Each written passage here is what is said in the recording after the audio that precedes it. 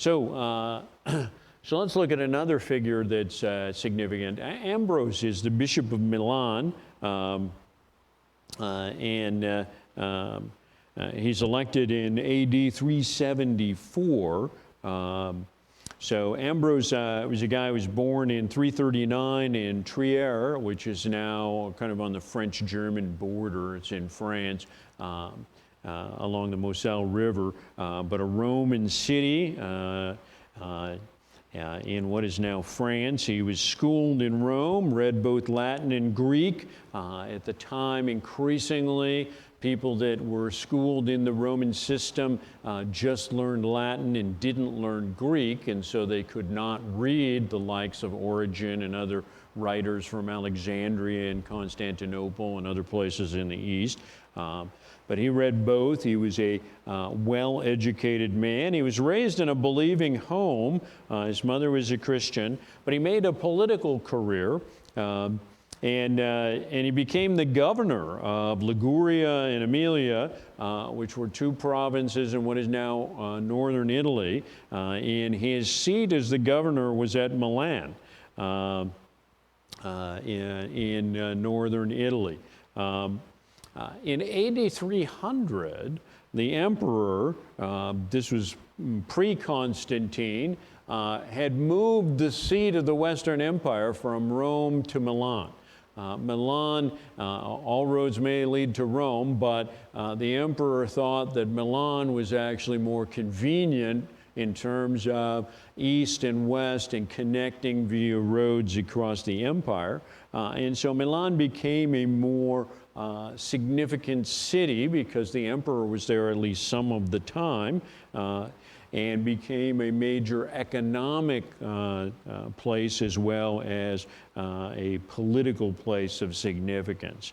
In any case, in AD 374, while Ambrose was the governor at Milan of two Roman provinces, the Bishop of Milan died.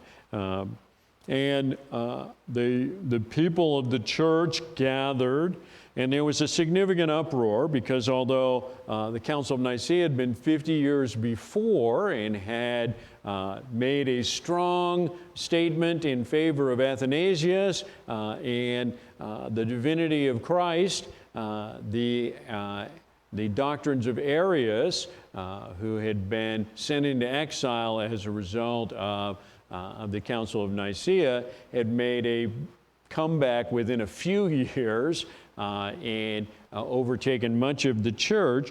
And there was major dispute in the church at Milan in AD 374 over who should be the next bishop, because whether the bishop should be somebody who believed that the Council of Nicaea was right and believed in the ultimate divinity of Christ and believed that Jesus was from the beginning, or rejected the Council of Nicaea and believed that Jesus is the first of God's creations and therefore he is subordinate to God the Father. And this was in AD 374. This was the big controversy in the Church of Milan and many other churches. Was this issue. And so the crowd, having gathered in the largest church, the cathedral at Milan, to consider who should be the next bishop, the arguments get louder and louder, and the two sides to this controversy get more and more vigorous in their defense of their positions. So Ambrose, as the governor, hears about this and goes to the church to try to calm things down. He goes figuring that he will walk in as the civil authority and tell these people to calm down, and he will impose some kind of order and disperse the crowd. In any case, when he walked in, the back of the church, a child who was present shouted, "Ambrose for bishop." And other people started shouting, "Ambrose for bishop." And soon, most of the crowd was shouting, "Ambrose for bishop." And so Ambrose, instead of going to the front and addressing the crowd, left because he was really unenthusiastic about this idea. In fact, the crowd subsequently proclaimed him the new bishop by acclamation, while he went and hid in the home of a friend, hoping to find a way to avoid this. In any case, he was subsequently told that the emperor had endorsed the idea that he should become the new bishop of Milan. So Ambrose decided that he would do that. The problem with this was he hadn't been baptized and he wasn't a member of the church. So they catechized him in a few days. He was baptized on Sunday. A couple of days later, he was appointed a deacon of the church and brought before the church to make him a deacon. A couple of days after that, he was appointed a priest of the church and brought before the people as a new priest. And on the Sunday after he was baptized, he was seated as the bishop by acclamation of the people of Milan. Many people were rejoicing in this quick solution to their problem, but a lot of other people thought that there was something pretty fishy about this whole taking the governor and in the course of less than 2 weeks, taking him from having no position whatsoever in the church to making him the bishop of one of the most important cities in the empire. So he, having been seated as the bishop, he freely admitted that he knew very little about the details of the church, about the specifics of the scripture beyond what his mother had taught him, but he was a believer that the Council of Nicaea had been right. In any case, he was a gifted speaker, and he found himself the head of the church in one of the first cities where Christians had attained basically a majority. So it's a largely Christian city, and suddenly the bishop is not just the leader of the church, a leader of a group of people that are kind of around the edge of life. The bishop is a really important and prominent citizen in the city for the very first time. This is a very new role for a bishop. Suddenly Ambrose is a public figure as the bishop. It's partly because he's the former governor, but there were at least 5 churches in the city, the largest of which was a very large basilica that functioned as the cathedral. The word cathedral, by the way, comes from in the church where the bishop based himself. That church had a chair up front for the bishop to sit on, which people referred to as the bishop's throne. But the name in Latin for the bishop's chair is cathedra. And so the place where the cathedra was became known as the cathedral. Okay, so that's where that word comes from. So in AD 374, Ambrose of Milan, who isn't even actually in the church really, he's a believer but totally a layman and not involved in the church in any deep way and hasn't even been baptized. In 374, he becomes the bishop. In 380, the emperor proclaims that Christianity will now be the official faith of the Roman Empire, a decision that he makes without consulting any of the bishops. So in 384, the emperor is in Rome, where he's confronted with a plan to return the statue of the pagan goddess Victoria to its formerly prominent place at the entrance to the Roman Senate chamber. And so the statue of the goddess had been removed under Constantine, and now there's a proposal to bring it back, and the emperor is told this would be a unifying thing to tell the pagans that they are not being totally cast out. Ambrose at Milan decides to write to the emperor and tell him give him some advice. And so Ambrose writes to the emperor in rejecting the idea that he could kind of support paganism and support Christianity. And one of the things that's in Ambrose's letter to the emperor is, quote, "You may come to the church if you wish, but you will not find a bishop there, or if so, it will be one who will resist you." This is the first time that we see a bishop who confronts an emperor, and the emperor is a Christian. And so Ambrose is the guy that pioneers the idea that the church and the state are really different. The next year, in 385, there is a dispute. The mother of the teenage boy who is set to become the emperor in the West is a fan of the Arians, of the idea that Jesus is not fully divine.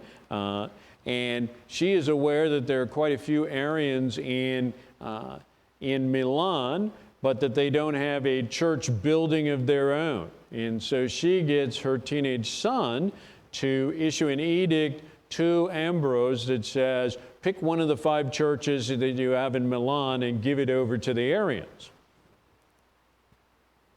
Ambrose refuses. Ambrose says, quote, "A bishop cannot give up the temple of God," unquote. Ambrose occupies the church in question with a bunch of his pastoral staff, and they spend the whole night in the church praying on the day that is proposed for the transfer. Ambrose says that he will not use the force of arms to defend his position, but he will use the power of the pulpit. Ambrose says, I quote, "The things of God are not subject to the authority of the emperor. In a matter of faith, it is the practice for bishops to judge Christian emperors, not emperors to judge bishops." So Ambrose refuses. So this famous painting here on the right by Peter Paul Rubens is called "Emperor Theodosius Refused Entrance to the Milan Cathedral." So it's a dramatic picture of Ambrose wearing his full gear and the young emperor showing up dressed as a Roman soldier, and Ambrose refusing him entry to the cathedral. That never actually happened, but it makes for a dramatic picture, and this is a famous picture. But the picture and the idea that goes with it has echoed down through the ages. Ambrose is the guy who pioneered the idea that the church, even if the emperor is a Christian, that the church is not under the authority of the state. And that political leaders do not have authority over the things of the church, which should echo into some of the disputes over the past 18 months in this country.